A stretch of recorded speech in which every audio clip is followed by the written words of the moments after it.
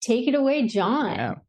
Since I was 12, man, feels like forever ago. How time flies. Well, thank you everybody for joining me in track 2 for this talk. We're going to be talking about containers, hardening against escapes, and yes, the funk bass, which I have right here behind me. So we'll be kind of bridging this together all at once. So one of the things, whenever I join one of these talks or show up to hear somebody talk, I always ask myself, okay, well, like, who the heck are you? What can you tell me about this thing and what experience you have behind that? So a little quick thing about me is I've been doing software development for the last like 5 or so years. And most of that time, it's been focused on infrastructure, platform deployments, Kubernetes. I started off at Pivotal working on Cloud Foundry, which was a lot about VMs and deploying your applications to VMs. And then that switched to Kubernetes at VMware. And now I find myself at AWS working on a Linux-based operating system called an open source Linux-based operating system called BottleRocket. And like we said, I've been playing guitar and funk and bass and playing in bands since I was just a kid. So we'll pull that all together here towards the middle of the talk. But first, I want to talk about containers and which might be a little strange for this audience. My general focus has been more on the application side, I guess more on developing software, not so much the security side of things. But when you work in Linux and deep in the operating system, especially deploying opinionated operating systems like BottleRocket, you really kind of think a lot. You spend a lot of time thinking about security and what kind of workloads people are deploying onto your systems and your platforms, and how you can really create the most secure solution for as many people as possible, because there are bad actors out there, as we all know. And I hope this talk can not only be useful for software developers, people deploying Kubernetes, platform operators and administrators, but also for the red teams and the security teams out there who might be looking at these types of platforms that have containers on them, and how you at your organization can hopefully strengthen and harden against those threat actors out in the wild. So our agenda for today, we got a ton to go through. We're a little bit behind already, but that's okay. We're going to talk about containers. What the heck even is a container? Because it's kind of bonkers to think about. It's like Inception. So we're going to talk about what a container is. We're going to look at what threat actors out in the wild are exploiting against containers and how they're looking at them, how they're attacking them. We're going to talk about what you can do to harden a little bit against containers. And we're going to use the open source Linux-based operating system I work on, BottleRocket, kind of as a case study in defense. And then we're going to tie that all up with a little bit of funk bass towards the end here. So before we can really get started and talk about what a container is, we have to kind of look at the landscape of what software being deployed out in the wild, what people are doing today. There's cloud. People are still deploying on-premise hardware, Kubernetes, Docker Swarm, so many things. Some of these clouds even have proprietary containerization platforms that they themselves are deploying. Like one at AWS is ECS, which is their opinionated way of deploying containers that is a bit detached from the open source methods like Kubernetes. So people are deploying containers in all different kinds of ways on the cloud, on their metal hardware, on premise. And this is definitely a shift away from maybe how in the past, even 5-10 years ago, how people were deploying software. This is definitely not the industry standard, I will say. People are still using VMs. People are still deploying straight up onto metal hardware, onto their base host OS, Linux operating system or whatever. But containers are continually being the most, I guess I will say, more and more popular as we kind of go through time. And it's interesting to think about, where we've been and sort of why we've landed at containers today. So what is a container? Well, we'll have our host OS, right? That might be like an Ubuntu or something that's actually running on top of your hardware or on top of your cloud infrastructure. And that host OS is going to have a kernel down here. And then on top of that is going to be a container runtime. Typically today, that's going to be Containerd. Containerd seems to have been the one that maybe has won the most. It originally had a lot of influence from the Docker ecosystem, and Docker is just loved and beloved by many devs out in the world. So Containerd kind of became a good standard for a lot of people in the open source to use as a container runtime. Then on top of that container runtime are individual containers. And an individual container is really just, the necessary software bundled up with some of its dependencies that then gets to utilize the underlying resources of your host operating system. The container runtime resources, the kernel resources, even your host operating system standard libraries and binaries. It's all packaged up very nicely. And then on top of all this, you run your containers. And it sort of prevents that whole problem of, well, it runs on my laptop. What are you talking about? It doesn't run on our infrastructure or on prod or something. You can bundle all your stuff up in a container, and it, quote unquote, TM, should just work. This is a little different from how maybe traditional virtual machines worked. Or a traditional virtual machine, sure, you would have your host OS, but the container in this case, or I guess the virtual machine, I should say, would go all the way down that stack. You're virtualizing everything all the way down the kernel to really get a very, very heavy lift, which creates amazing isolation. You have, separation of concerns between different kernels that you are virtualizing, whereas a container is really only the most top level resources. So this is a shared kernel, a shared system resources that many containers may run on. So that's sort of containers in a very big nutshell. Another thing to keep in mind, because we're using a shared kernel down here, is that containers, the way they work, are really just through underlying Linux operating system paradigms. And I'm talking about control groups, IDs and GID permissions, namespaces, mounts. And it creates this, what I like to call soft sandbox, sometimes a very soft sandbox. And you can use these kernel and typical Linux paradigms, again, like C groups, namespaces, all that stuff, to do really interesting and useful things. And sometimes very bad and dangerous and often exploited things. So keep that in mind as we go. Let's actually take a quick look at a container. So here I am just on an Ubuntu VM, and let's use Docker. And Docker is a very typical sort of developer tool for running and creating containers. But we can do the most simple thing, Docker run. And I'm going to give it the IT flag, which is for interactive. I'm just going to say RM to remove this container when we're all done with it. And I want to run busybox. And we're just going to say, okay, please run bin sh. Whoops, not busy. We want busybox.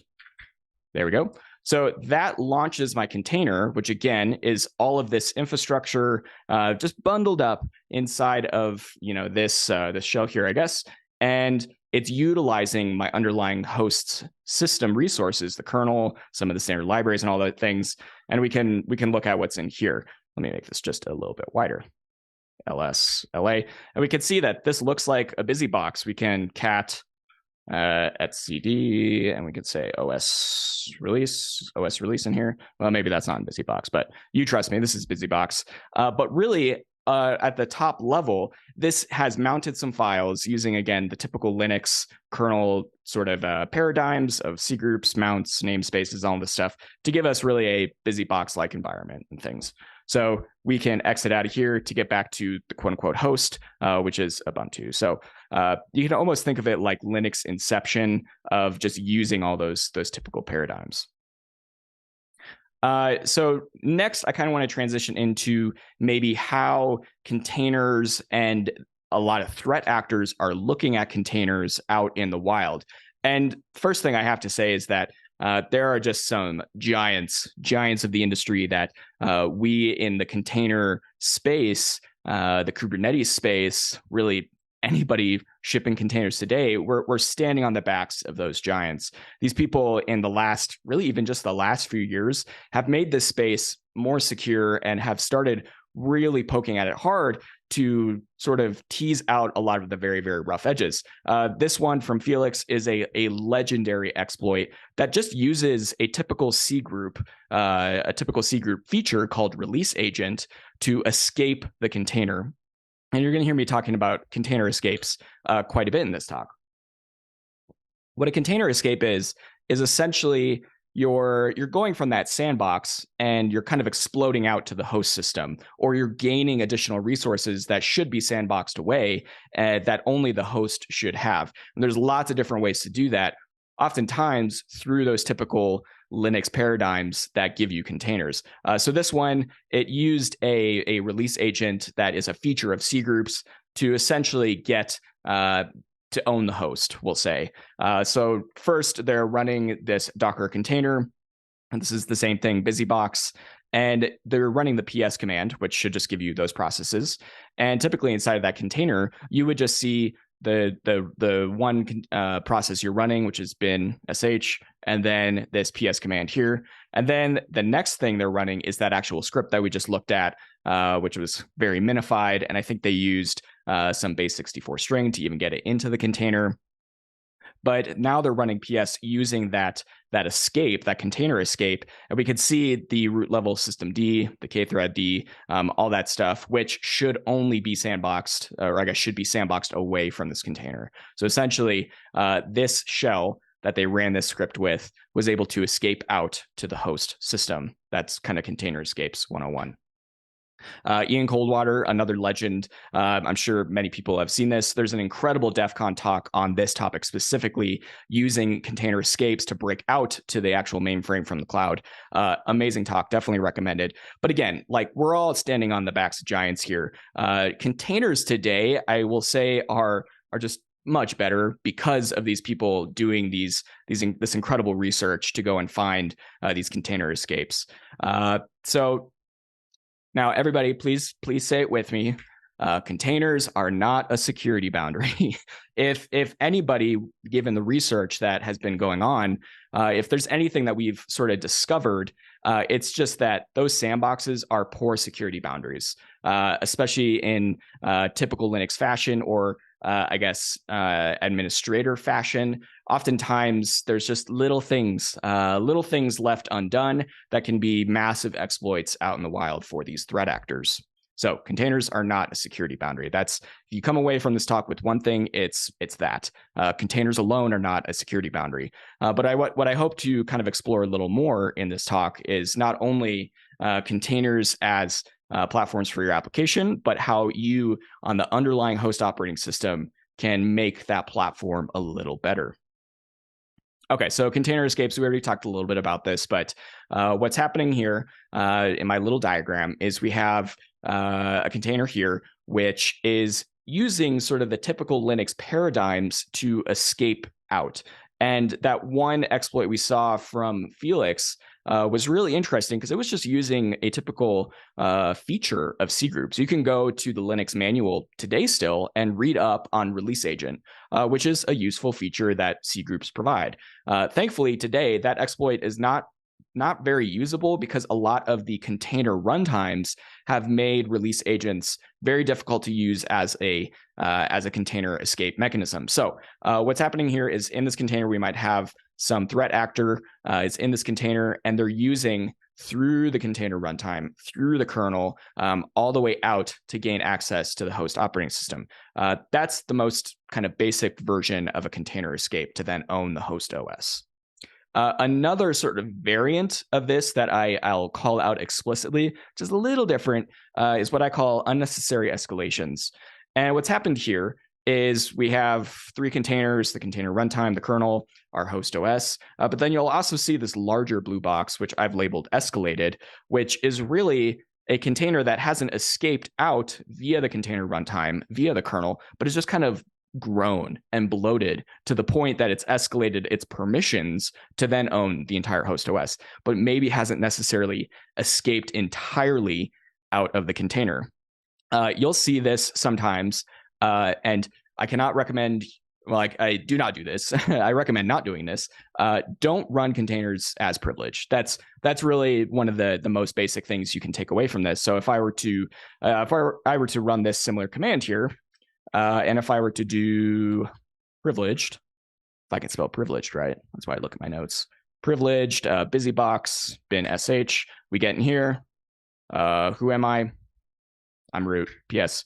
And what essentially, I've given this Docker container, and depending on which version of Docker you have on your host operating system, you may actually have the capsys admin capabilities permission within this container, which essentially makes you the super user at this point. So running your containers as privileged, bad. Also doing something like, if I come back over here, I'm not going to give it the privilege flag, but just saying, oh, please sudo docker run it. You're essentially doing the same thing by passing through root permissions.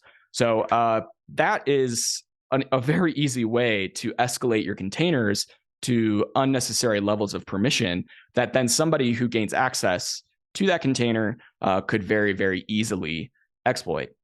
I'll also take just a very quick second to mention, what is kind of happening maybe inside of these containers.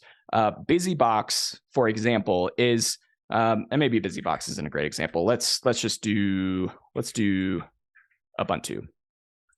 Ubuntu has a ton of software, just a bunch of software. Let's just ls the bin.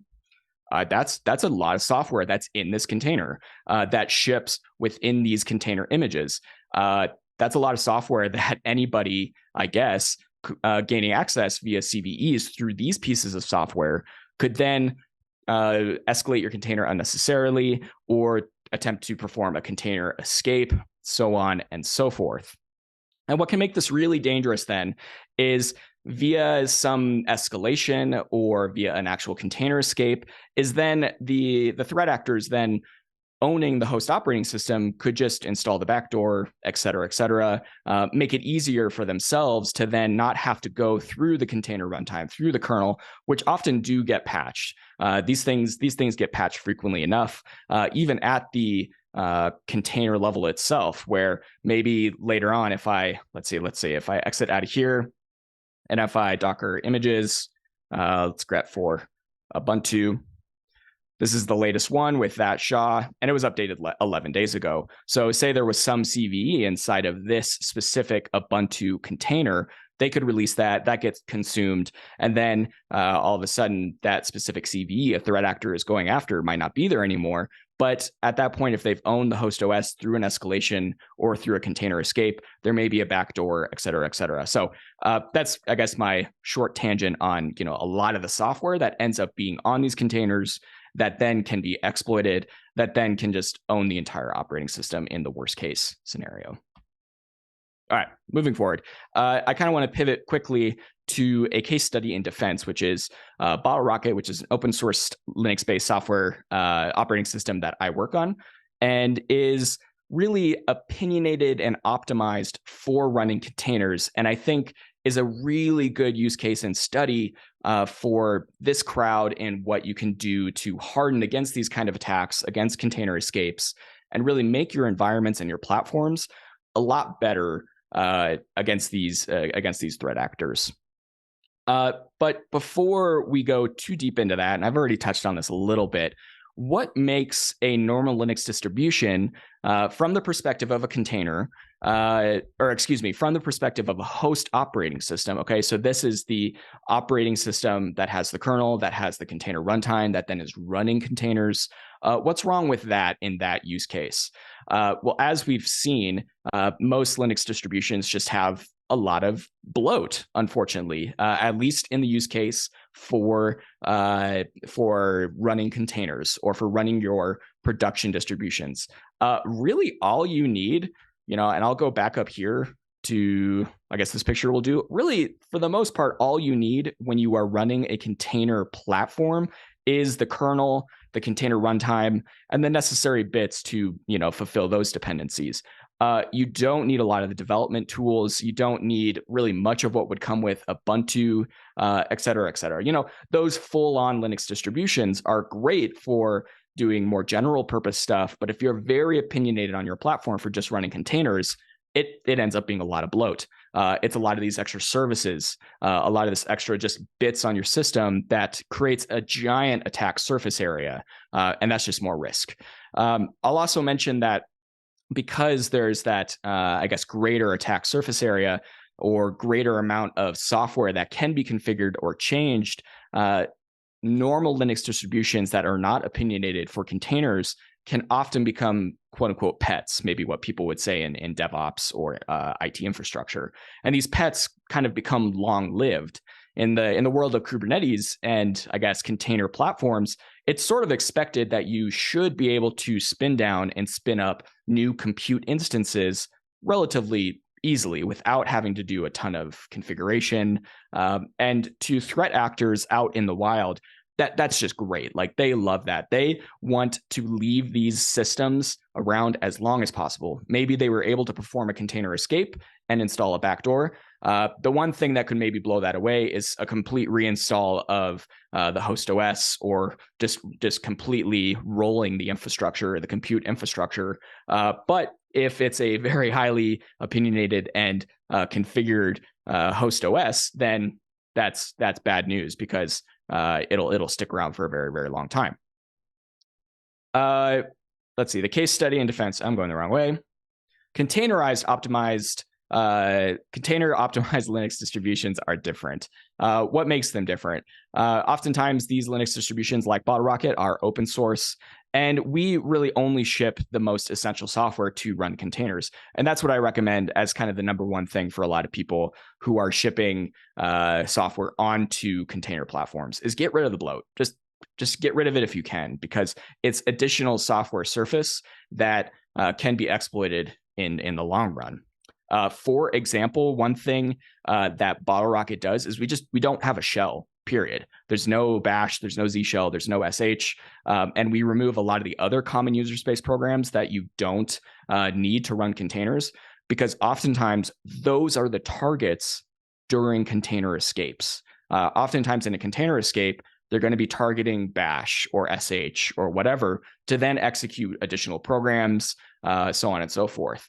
Another good one, as an example, is having like the Python interpreter or a Ruby interpreter on your host operating system. That's also a frequent target to then execute additional code to install a backdoor, to own the system, et cetera, et cetera. So just not having a shell, just not having Python interpreters or Ruby interpreters, that just removes an entire swath of problems that you can avoid, that then help to, I guess, make the surface area around your containers, around the container runtime, around the kernel, much, much better.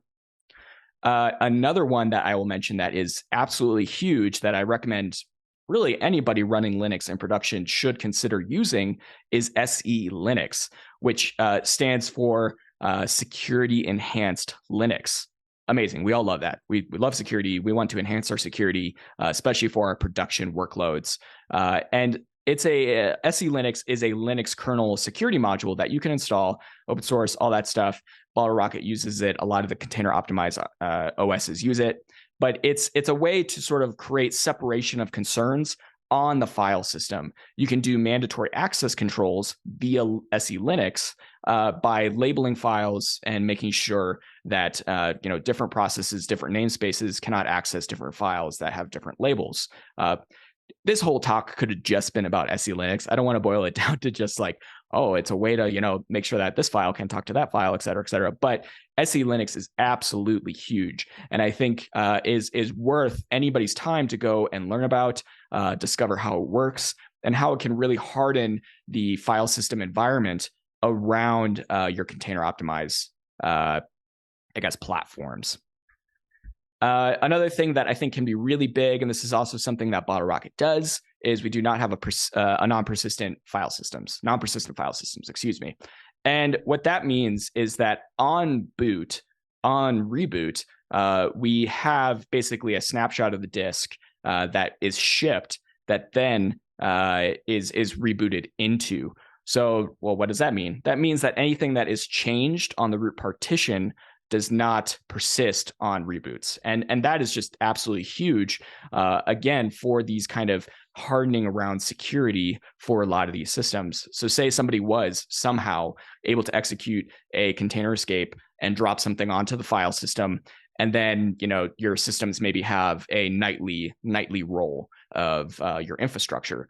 Well, that role would then just reboot into the non-persistent file system, which does not have that threat actor's binary or whatever things that they tried to drop on there, maybe even a backdoor or something. It just reboots into that non-persistent file system, which gives you kind of the I guess, really only files that you would expect on the system. One thing you might be asking is like, well, how the heck do I run workloads on here? You are able to mount and boot, and this is kind of getting into the weeds about how you manage and I guess facilitate and operate your mounts in your container platforms. But there are different mounts that you can have for workloads, for, I guess, quote unquote, user space. That would be the container stuff. But the root file system being non-persistent is huge and can be a really big thing. All right, we're chucking along very quickly. And just like containers, this is where my big pun comes in to transition to the bass guitar. Just like containers, the bass guitar, especially in funk music, can escape to the foreground of a song. I know, but very funny. So yeah, I love playing guitar. I love playing funk guitar, funk bass, and the bass, especially into the 60s and 70s, much like a container, can kind of rise to the surface of the song, where typically we think about the bass as a more background instrument. It can really escape to the forefront of that song, regardless of it being thought of as more of like a rhythm or kind of behind the scenes, just keeping the low notes sort of thing. It can really become the forefront, become the melody, and really drive the rhythm. So let me grab my bass, and let's see. Everybody can see this. Here we go. Sweet. The anatomy of a bass. That's first what we got to talk about. What is this crazy thing? A bass is pretty similar to a normal electric guitar. Most basses have 4 strings, but you will see 5-string, 6-string, 8-string basses, all kinds of crazy stuff. But typically on a traditional bass, you'll see 4 strings, and they're tuned the same as a guitar, the bottom 4 strings of a guitar, but down an octave. The head of the bass is very similar to a guitar, just a bit chunkier because these strings are definitely bigger, going down an octave. And then the body here, with our knobs to have volume and tone. And then typically when you play the bass, you're doing kind of a walking with your strings, kind of a right, and that gives you sort of a lot of this traditional like. Right, I'm just kind of walking it out with my fingers. So that's the real rough 101 to the anatomy of a bass. And I want to explore some of these people through history from really a lot of kind of the 60s and 70s who innovated around the bass. And much like the innovative hackers and container security folks of today, they really made the bass a lot more prominent and kind of forced it to rise up and become more of a prominent figure in the music of their day. So the first person I want to talk about is Larry Graham, who is from Sly and the Family Stone, done a lot of his own solo stuff as well. But he is typically credited as being the inventor of slap bass. So what I just showed you was kind of the walking, just do do do do do, right? And that gives you just kind of a normal sort of, I guess, thudding kind of tone. But the slap bass is a lot more percussive, and it gave a lot of funk music, that really what we would call funk music today, kind of that percussive sort of mix of melody and rhythm today. So what that really sounds like is you're literally just hitting a string with your thumb. So that will be just like, and then the other side of your hand, these 2 fingers, really, you're kind of doing a pluck as well. So that would sound like, and it's a lot grittier. It's a lot more, kind of rhythmic in its nature. So this is one of their songs, Sly and the Family Stone.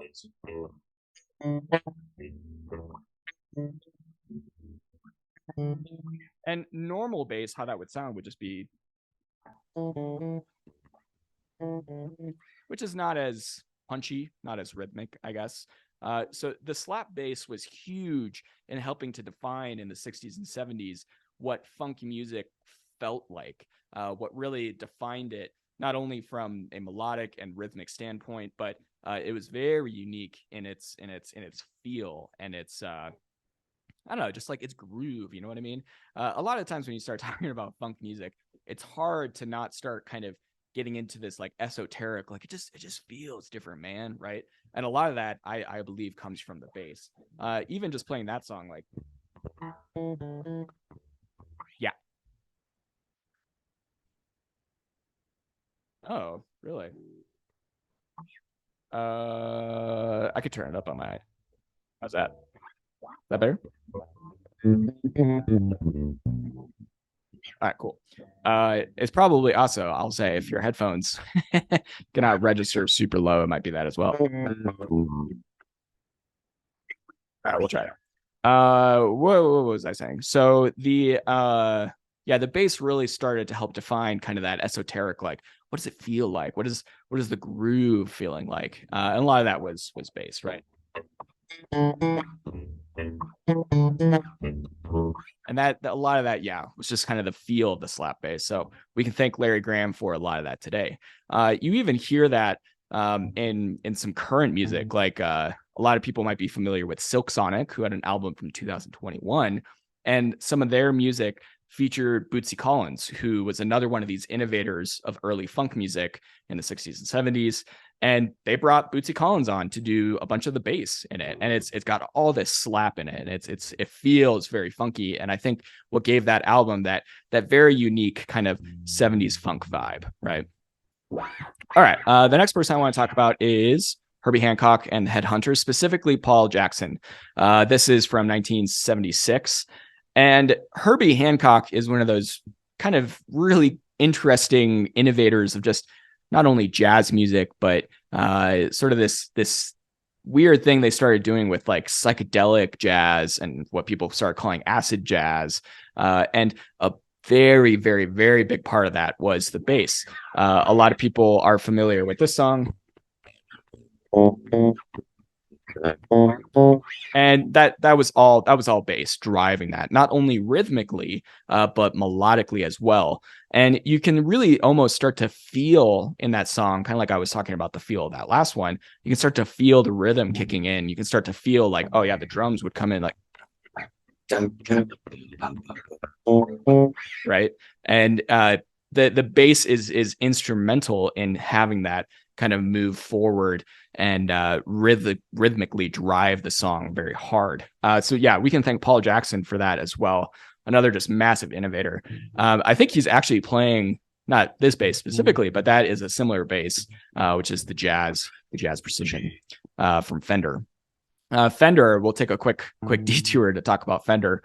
They were very big as well, working with instrumentalists in the 60s and 70s, coming up with basses and instruments that they wanted to play, that they wanted to innovate on. So Fender, I think, would also be a big credit in not only working with artists, but also creating instruments that they felt they could use to make the music that they wanted to make. So shout out to Fender, shout out to Paul Jackson and the Headhunters. Huge for sure. We're gonna fast forward like another 20, 30 years or something. And one of my favorite bands growing up when I was, in high school and stuff, I'm kind of dating myself. This picture is from 2019, but MXPX is definitely kind of an older, more hardcore punk band. And really, when you think about hardcore punk, and I guess even the pop punks of the day, like Blink-182 and stuff, they themselves were influenced very heavily as well by these styles of music, by bringing the bass forward. And a lot of what you would think of in punk music might just be kind of a more driving, like, right, just something that's kind of do do do do do do do do do do do do, just kind of an over and over and over drive of these things. But even artists, one of my favorite artists like MXPX, would do things like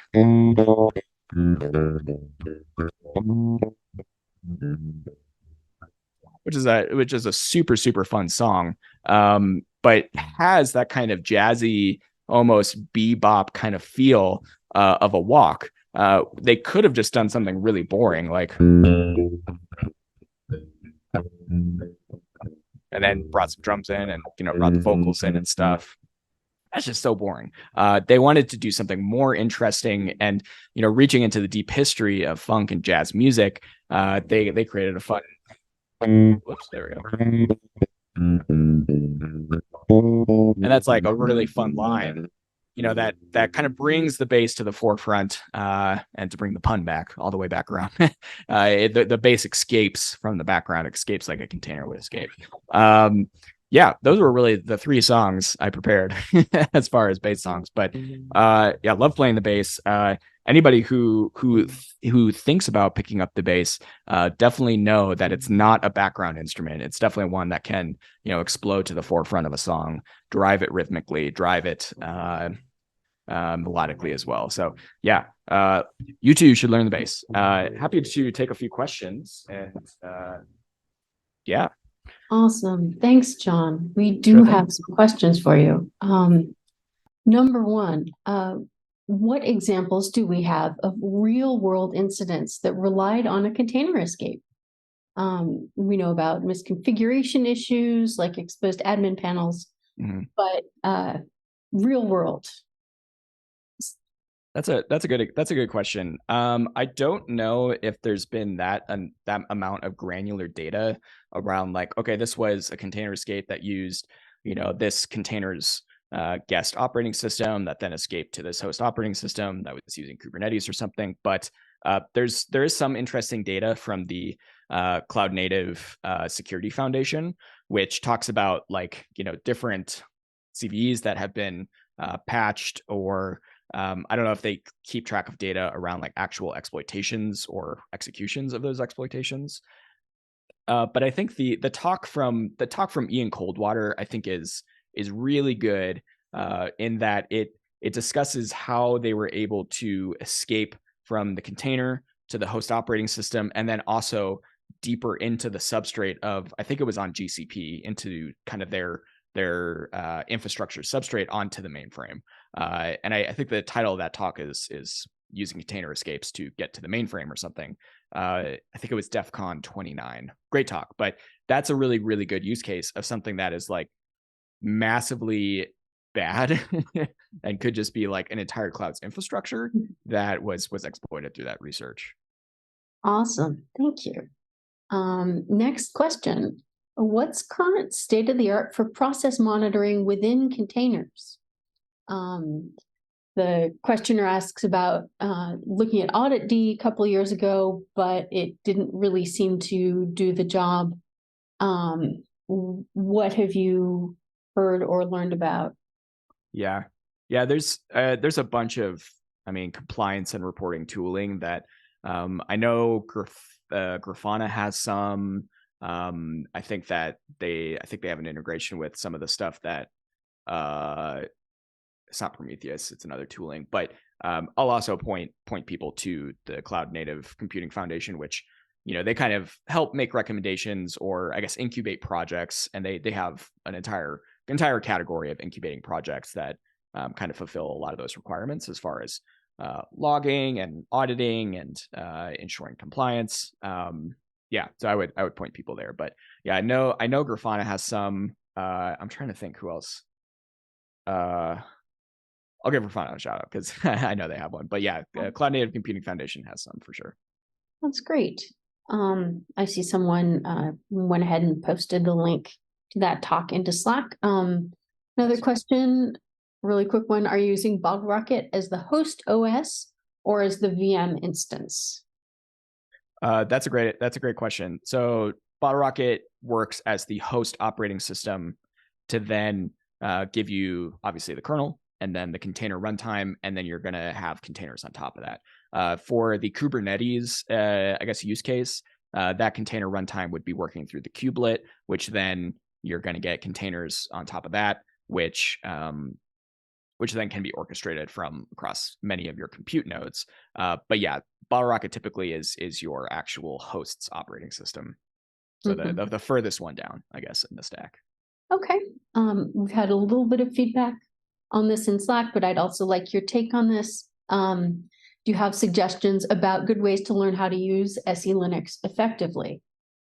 Yeah, that's a really good question. I wish I had more time to talk about SE Linux, because I really kind of breezed by it. But Red Hat definitely has some really, really good material on SE Linux. Just some good, like, kind of I guess, tutorial-ish type material. They were very heavily in the development of it, but it's all open source and free Linux software, since it, I guess, plugs right into as a kernel module. But the Red Hat material is really good. I think there was something in Linux Weekly News. I can try and post it in Slack that that was really good for bootstrapping as well. But SE Linux has definitely become one of those things that, like, I think in the next few years will just be a standard across like production infrastructure. It really does a great job at kind of giving you a separation of concerns on the file system. So be it you're running containers, be it maybe you're running virtual machines or something, it'll give you that full on kind of separation concerns via its labels. So yeah, I'll post something in Slack or try to find something that I read on Linux Weekly News. That was really good. Okay, and one final question to round us out. What is your favorite Jocko tune? Oh, that's a good question. I don't know if I can. I don't know if I can pick one. I'll punt. I'm not sure. All right. Well, thank you very much, John. Appreciated learning about containers and learning about base. Yeah, of course. Well, thanks for having me. Appreciate it.